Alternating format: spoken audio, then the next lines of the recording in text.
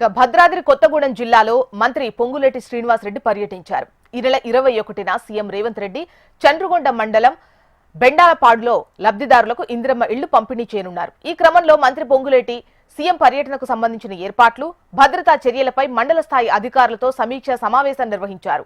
రేవంత్ రెడ్డి రాక కోసం రెవెన్యూ, పోలీసుల ఆధ్వర్యంలో పటిష్టమైన చర్యలు తీసుకుంటున్నట్టు మంత్రి పొంగులేటి శ్రీనివాసరెడ్డి తెలిపారు.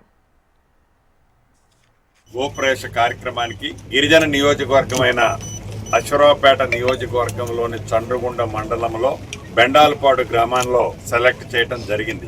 గౌరవ ముఖ్యమంత్రి రేవంత్ రెడ్డి గారు 21వ తారీఖు మధ్యాహ్నం 2 గంటలకి చండ్రగుండ పట్టణంలోకి వచ్చి ఇక్కడ నుంచి బెండాలపాడు గ్రామంలో గిరిజన గ్రామమైన ఆ గ్రామంలో సుమారు ఇందిరమ్మ ఇళ్లు ఆ గ్రామంలో 312 ఇళ్లు ఇవ్వటం జరిగింది. ఈ 312 ఇళ్లలో ఇప్పటికే 72 ఇళ్లు పూర్తయ్యాయి. దీంట్లో 27 ఇళ్లు రెడీగా అదే రోజు గౌరవ ముఖ్యమంత్రి రేవంత్ రెడ్డి గారి చేతుల మీదుగా గోప్రవేశం చేయటం జరుగుతుంది.